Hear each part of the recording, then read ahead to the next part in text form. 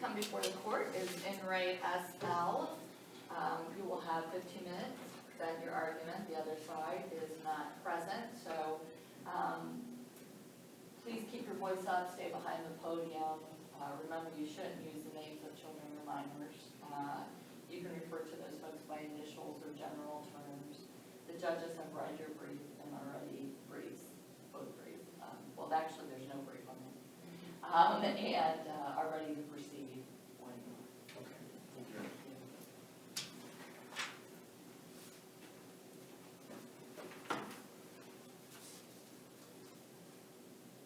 May it please the court, Attorney Blaze Meeker on behalf of the appellant Stephen Lucas. This case involves the Wayne County Juvenile Court asserting subject matter jurisdiction against their statutory authority on a non-parent visitation motion that resulted in an expansive visitation schedule to the grandparents of the minor child, which are the appellees, Candy and Randy Potter.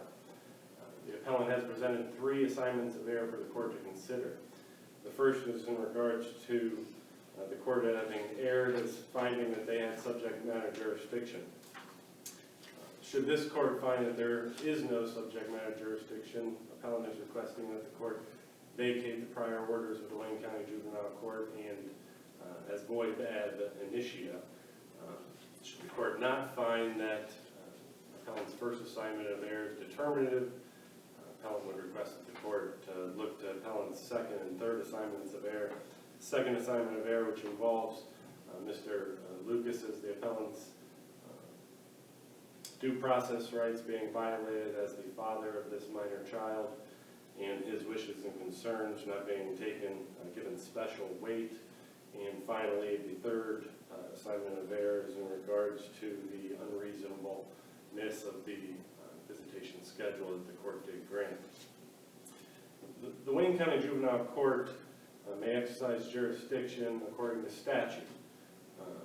Ohio Revised Code 2151.23 confers jurisdiction on juvenile courts to determine the custody of the child. However, the Ohio Supreme Court has found that that does not reach, that grant of authority does not reach to determine a non-parent's claim for visitation. In none of the 26 subdivisions in Ohio Revised Code 2151 is visitation ever mentioned. The trial court in Wayne County found that the appellees, that there was subject matter jurisdiction based on 3109.11 and 3109.12.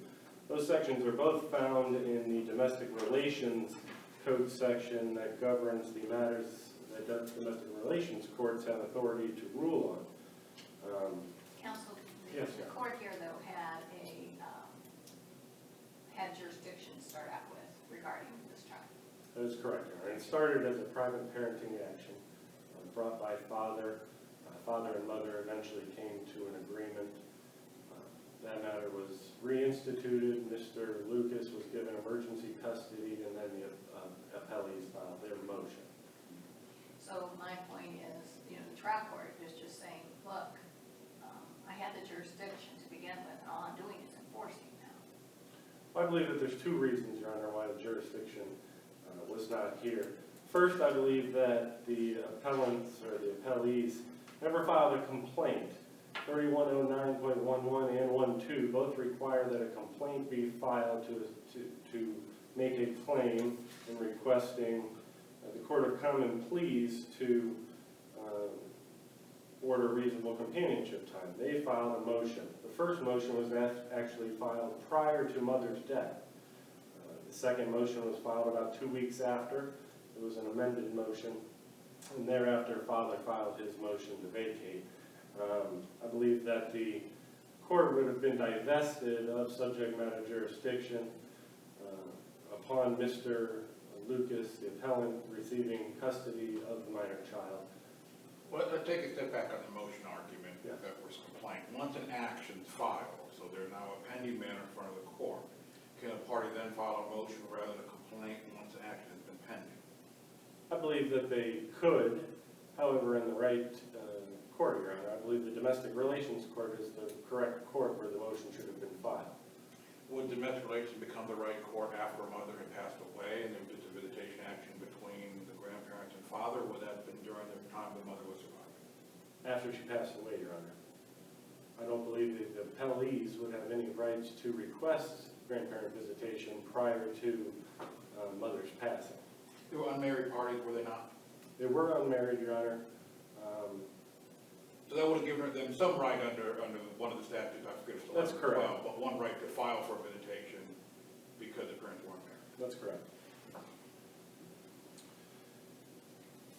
Counsel, let me ask too, prior to the time when the grandparents filed their motion for visitation, were they parties to the action? They were not, Your Honor.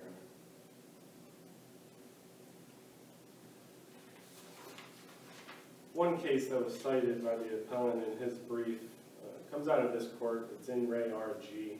It's a similar set of circumstances. A grandmother requested visitation from Wayne County Juvenile Court. The parties did enter into an agreement. Several months later, the mother then filed a motion to vacate and a motion to modify. The juvenile court, the 9th District, found that the juvenile court proceeded without subject matter jurisdiction and that they had no statutory authority to hear visitation actions for grandparents. They vacated the prior orders in that case and ruled that the court lacked any authority.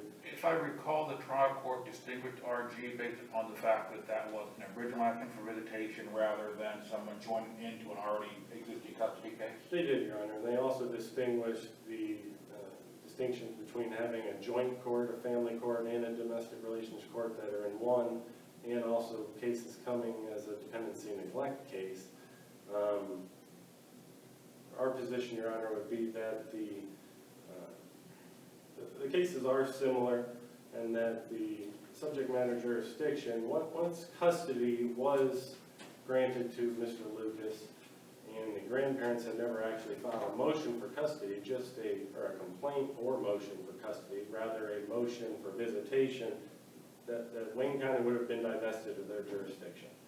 The correct court would have been to put an order on for Mr. Lucas to become the custodial parent, and for their jurisdiction would be limited at that point to the domestic relations court in Wayne County. Mr. Meeker, did you find, and I don't believe any of your cases are this exact situation where there was a custody case filed and any of the courts ruled there was a divestment of jurisdiction after one of the parents passed and it should have gone to probate court? I did not, Your Honor. The only other topic that I briefly touched on was the difference between the motion and the complaint being filed here.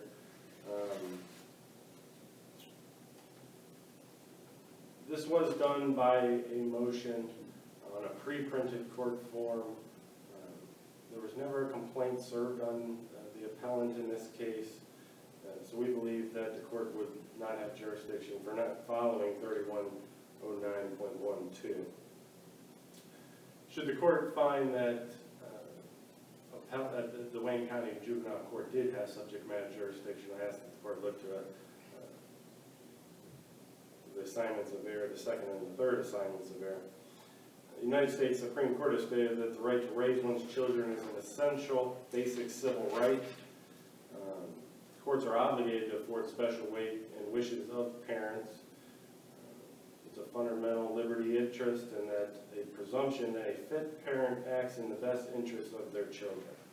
In this case, Your Honor, the Wayne County trial court only included one brief statement which stated father's wishes to reduce or suspend Mr. and Mrs. Potter's companionship time, and that father stated Mr. and Miss Potter have too many holidays and expressed dissatisfaction over the general quantity of time that's spent with the Potters.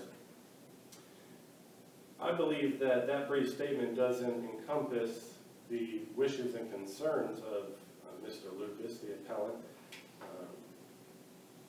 The reasoning behind his request for a reduction in visitation is because of the wishes and concerns, primarily the health and well-being of this minor child.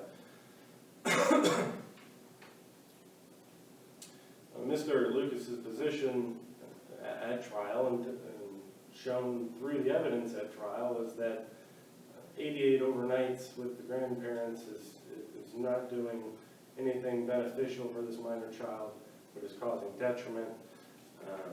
The minor child, since entering into this visitation schedule, has been diagnosed with many medical conditions, generalized anxiety disorder, post-traumatic stress disorder, attention deficit hyperactive disorder, including that stuff. During visitations, there were instances of alleged abuse. My client was required to take the child to the hospital. There were CSB referrals. The doctors described it as an adult-sized non-accidental pinch mark, which left bruising below the nipple of the minor child, bruising on the left butt cheek, and there was also high anxiety testing and a panic attack. I believe that the court failed to give great deference to Mr. Lucas. They did admit that he's a fit parent, and as a fit parent, he has a presumption that he's doing the right thing for his children. He believed he was doing the right thing, and the court states that father's reasoning on this matter is focused on how visitation affects father and not focused on what is in the best interest of the child. And they doubted father's credibility. But being a fit parent, it's hard to doubt his credibility if he's doing what's right, mixed with the various medical issues and hospital visits for this minor child. Trial courts seem to find the best interest of the child, in their view, overweigh to some extent the father's wishes. How was the court below to determine and weigh the child's best interest versus the wishes of the father? Well, I don't believe that the court weighed the best interest of the child concerning the medical issues and the medical diagnosis. They seem to overlook those and look towards father's reasonings for why it's not in the best interest. And they point to father wanting more time, and that is one reason. Father does work. He works 8 or very early in the morning until 6 p.m. His only real meaningful time with his daughter is during the weekend. As the current order stands, every other weekend he does not get to see his daughter. As the current order stands, he doesn't get his daughter for spring breaks. He loses 4 weeks during the summer with his daughter, and every other weekend. It amounts to 88 overnights a year that we believe is unreasonable. In addition to what you were touching on, Your Honor, in regards to the best interest, there was a guardian ad litem appointed on this case, and that guardian also made various testimonial statements that go towards the best interest. She stated that the child did not feel safe at father's house, that the child had told medical providers that the grandparents had smacked her, and I believe that the courts overlooked the health and well-being of the minor child, and they've put the essence Did of the court have concern that father was coaching the child? The court doubted the child or the father's credibility. They never specifically say that they doubt the child's credibility.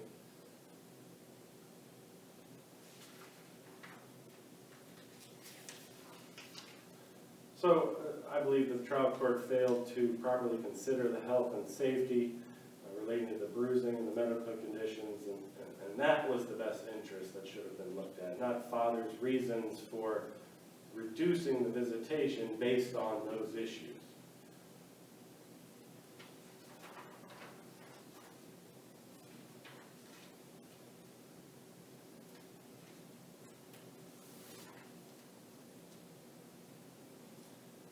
I understand that the court does look at the reasonableness of the visitation schedule de novo, and whether it is excessive or it needs to be beyond an error in judgment but unreasonable.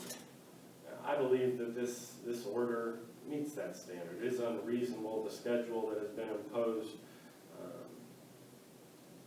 Mr. Lucas brought this original action to have time with his daughter. due to issues beyond his ability, he became the legal custodian of this child. He has stepped up as a father, and he did what he needed to do, and now he's trying to protect his daughter. And that's why he filed this motion. It wasn't for his own reasons, as the court seems to delineate, that it's reasons that he wants. It's not reasons what he wants. He wants to protect his daughter. That's what he wants, and that's why he brought this, and that's why he's filed this appeal. Do you have any other questions? Counsel, I want to make sure I understand. So father is not necessarily saying that grandparents shouldn't have visitation. He's just saying this is too much. That's correct. Thank you, counsel. Thank you. The court will take the matter under advisement and issue a decision in due course, and we will mail a copy, well, the clerk of courts will mail a copy of that to